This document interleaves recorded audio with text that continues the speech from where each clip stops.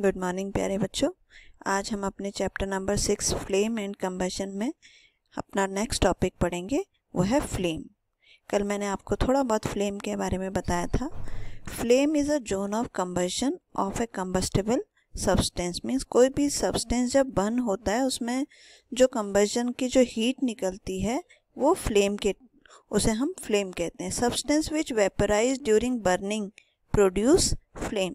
ऐसे सब्सटेंस जो वेपराइज हो जाते हैं, वेपर में कन्वर्ट होते हैं, उनकी फ्लेम हमें क्लियरली दिखाई देती है, यानी कि वो फ्लेम प्रोड्यूस करते हैं। And the substance which do not vaporise during burning, ऐसे सब्सटेंस जो वेपराइज नहीं होते बर्निंग में, वो फ्लेम प्रोड्यूस नहीं करते, इसलिए उनकी फ्लेम हमें दिखाई नहीं देती है। तो यहाँ पर 4 एग्जाम्पल आपको दिए हैं, केरोसिन, वैक्स, कोल और चारकोल। इसमें आप देखिए, जब इनमें से आप किसी भी चीज़ को जलता हुआ देखते हैं तो अगर उसमें आपको फ्लेम दिखाई दे रही है इस तरीके से, जैसे कैंडल में दिखाई देती है, केरोसिन में दिखाई देती है, तो इसका मतलब क्या है कि वो वेपराइज हो रहा है, इसलिए उसकी फ्लेम बन रही है। और कोल और चारकोल वेपराइज नहीं होता, इसलिए उसकी वेपर्स नहीं बनती, इसलिए वो फ्लेम शो नहीं करता। आपके एनसीईआरटी में एक टेबल है जिसको कि आपको कंप्लीट करना है, उसमें यही आपको पूछा गया है कि उसमें फ्लेम प्रोड्यूस होती है या फिर नहीं होती है। ठीक है,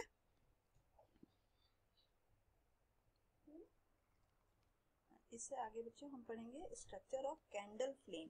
जो कैंडल की जो फ्लेम होती है उसके स्ट्रक्चर को हम डीपली यहाँ पे स्टडी करेंगे। तो कैंडल का आपने देखा होगा कि जब कैंडल बर्न होती है तो इस तरीके से फ्लेम निकलती है। इस फ्लेम के 3 जोन होते हैं। एक सबसे बाहर का आउटर जोन जो कि ब्लू कलर का दिखाई देता है, अगर आप उसको देखें, नॉन ल्यूमिनियस जोन, यानी कि वहाँ पे जो है कंबशन कंप्लीट हो रहा है, इसको हम कहते हैं, आउटर जोन को हम कहते हैं हॉटेस्ट पार्ट। बीच वाला पार्ट आपका आता है मिडिल जोन जो कि येलो कलर का होता है, देखो, और इसको हम कहते हैं ल्यूमिनियस जोन। इसका मतलब यहाँ पे जो कंबशन है वो कंप्लीट नहीं हो रहा है, यानी कि जैसे कार्बन अगर बर्न हो रहा है तो कार्बन पूरा बर्न ना हो करके थोड़ा बर्न होता है, कार्बन मोनोऑक्साइड फॉर्म करता है। इसकी जो टेम्परेचर है मॉडरेटली हॉट होता है। सबसे अंदर वाला जोन जो आपको ब्लैक दिखाई दे रहा है, इनर जोन इसको हम कहते हैं। यहाँ पे जनरली बर्निंग बहुत कम होती है, अनबर्न वैक्स वेपर्स यहाँ पे होती हैं और ये सबसे कम गर्म होता है। तो अगर आपको ये देखना पड़े कि कौन सा फ्लेम कितना ज़्यादा हॉट है, तो आप अगर इस वाले पोर्शन को टच करेंगे तो सबसे ज़्यादा हॉट होता है, बीच वाला सबसे कम, और ये अंदर वाला सबसे कम हॉट होता है। इसको आप आसानी से हाथ से पकड़ सकते हैं। ठीक है, तो इसी को आगे एक्सप्लेन करेंगे। Structure candle flame has 3 main zone, outer, middle and inner.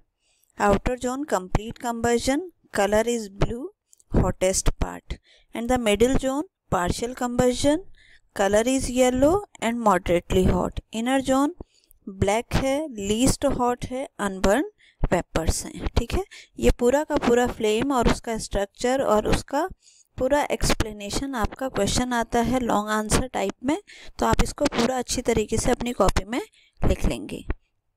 अब इसके आगे हमारे नेक्स्ट आता है टाइप्स ऑफ फ्यूल। फ्यूल कितने टाइप के और किस तरीके से हम उनको क्लासिफाई करते हैं। जनरली फ्यूल को क्लासिफाई करा जाता है 3 फॉर्म में, सॉलिड फ्यूल, लिक्विड फ्यूल और gases fuel.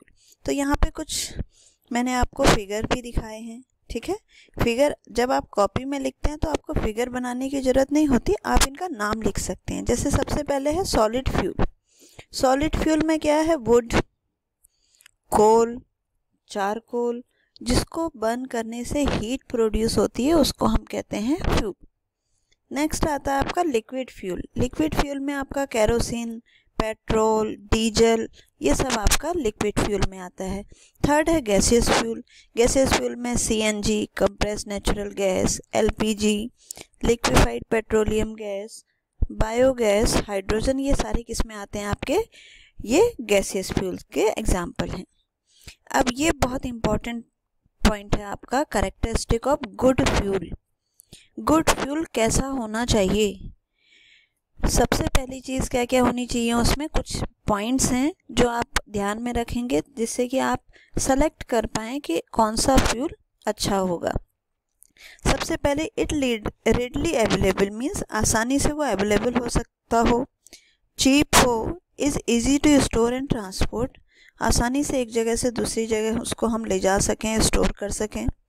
Burn eight moderate rate, ऐसा नहीं है कि बहुत जल्दी बर्न हो जाता हो, एक्सप्लोड हो जाता हो, मॉडरेट रेट पे वो बर्न होना चाहिए। Produce a large amount of heat, उसको बर्न करने पर large amount of heat produce होनी चाहिए, तभी उसका फ्यूल की तरह हम यूज़ कर पाएंगे। अगर उसमें हीट ही प्रोड्यूस नहीं होगी तो उसको हम फ्यूल की तरह यूज़ करके कोई फ़ायदा नहीं होगा। सेम वही बात है कि अगर आपको ये कहा जाए कि एक गाड़ी है जो आपको माइलेज 10 का दे रही है, दूसरी गाड़ी है वो आपको 20 का माइलेज दे रही है, तो ऑब्वियसली आप कौन सी गाड़ी प्रेफर करेंगे? जो 20 का माइलेज देती हो, मीन्स कम पेट्रोल में ज़्यादा किलोमीटर चलती हो, that means large amount of heat जिसमें प्रोड्यूस होता हो।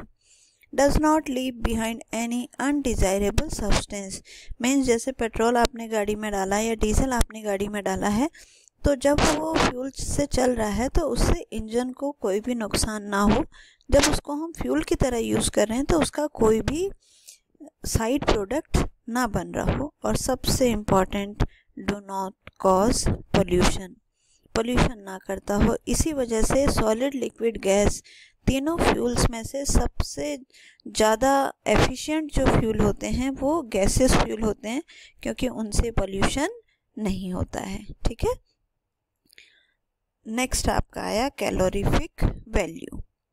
Calorific value of a fuel, it is the amount of heat energy produce on complete combustion of 1 kg of fuel. Means 1 kg fuel को जब आप burn करते हैं, जलाते हैं, यूज़ करते हैं, तो उसमें से जितना भी अमाउंट ऑफ हीट निकलता है उसको कहा जाता है कैलोरीफिक वैल्यू। यहाँ पे कैलोरीफिक वैल्यू आपको बहुत सारे फ्यूल्स की दी है, काऊ डंग, वुड, कोल, पेट्रोल, और ये सारी वैल्यूज़ जो हैं वो किलो जूल पर केजी में है, यानी ये एनर्जी है। ठीक है, तो इनसे आपको पता लग रहा है कि हाइड्रोजन, बायोगैस, एलपीजी, सीएनजी, इनकी कैलोरीफिक वैल्यू सबसे ज़्यादा है, मीन्स इनको बर्न करने पे सबसे ज़्यादा एनर्जी मिलती है। यही कैलोरीफिक वैल्यू वाला टर्म जो है वो हम तब भी यूज़ करते हैं जब हम फूड आइटम कोई भी खाते हैं। कहते हैं जैसे ऑयल है या फिर फ्रूट्स हैं, उनकी हर एक की कैलोरीफिक वैल्यू होती है। कहते हैं ना इसमें कितनी कैलोरी हैं। कैलोरी मीन्स कैलोरीफिक वैल्यू, मतलब जब वो हमारी बॉडी के अंदर जाएगा और कंबशन होगा, कंबशन मतलब हमारी बॉडी के अंदर फूड जब गया तो ऑक्सीजन के साथ रिएक्ट करता है, और ऑक्सीजन के साथ रिएक्ट करने के बाद एनर्जी रिलीज़ करता है। तो कितनी एनर्जी वो रिलीज़ करेगा वो उसकी कैलोरीफिक वैल्यू होती है। ठीक है, तो ये फ्यूल के लिए भी यूज़ होती है और हम इसको फूड के लिए भी यूज़ करते हैं, क्योंकि फूड भी जो है वो हमारी बॉडी के लिए एक फ्यूल की तरह काम करता है। ठीक है, and last topic is harmful effect on the environment during the burning of fuel. जब हम बर्न करते हैं फ्यूल को तो उससे क्या क्या नुकसान होते हैं, जैसे मैंने कहा सॉलिड जितने भी फ्यूल हैं, वुड, कोल और लिक्विड पेट्रोलियम जो है वो कार्बन पार्टिकल यानी कि धुआं, जिसको आप कहते हैं धुआं निकालते हैं, जिससे कि बहुत सारी रेस्पिरेटरी प्रॉब्लम्स हो सकती हैं, अस्थमा टाइप की डिजीज़ हो सकती हैं। Incomplete combustion of fuel release carbon monoxide which is very poisonous gas which can cause death. आपने सुना होगा बच्चों कि कई बार क्या होता है, सर्दियों में कहते हैं कि कमरे के अंदर अंगीठी जली रह गई और उसमें दम घुटने से मौत हो गई। वो किसकी वजह से होता है? इस कार्बन मोनोऑक्साइड की वजह से। कार्बन मोनोऑक्साइड बहुत पॉइजनस गैस है, जब हमारी बॉडी के अंदर जाती है तो उससे डेथ भी हो सकती है। और नेक्स्ट बहुत ही इम्पॉर्टेंट है ग्लोबल वार्मिंग, कि CO2 गैस रिलीज़ होती है मोस्टली जितने भी फ्यूल्स हैं उनको बर्न करने पे, और CO2 क्या करती है, एटमॉस्फेयर का टेम्परेचर बढ़ा देती है, और एटमॉस्फेयर का टेम्परेचर बढ़ जाता है तो उसी को हम क्या कहते हैं, ग्लोबल वार्मिंग। ठीक है, और नेक्स्ट आता है एसिड रेन। एसिड रेन मतलब कि जब बहुत सारे सल्फर के और नाइट्रोजन के ऑक्साइड हमारे एटमॉस्फेयर में चले जाते हैं तो वो बारिश के साथ ज़मीन पे आते हैं, जो कि क्रॉप को, सॉइल को और बिल्डिंग्स को डैमेज करते हैं। ठीक है, ये जितने भी आपको मैंने तीनों स्लाइड्स जितनी भी स्लाइड्स आपको दिखाई हैं वो सब आपको किस में करनी है, अपनी कॉपी में करनी है एज ए नोट्स। इसके बाद हम क्या करेंगे, इसकी एक्सरसाइज। चैप्टर आज कंप्लीट हो गया है। Thank you.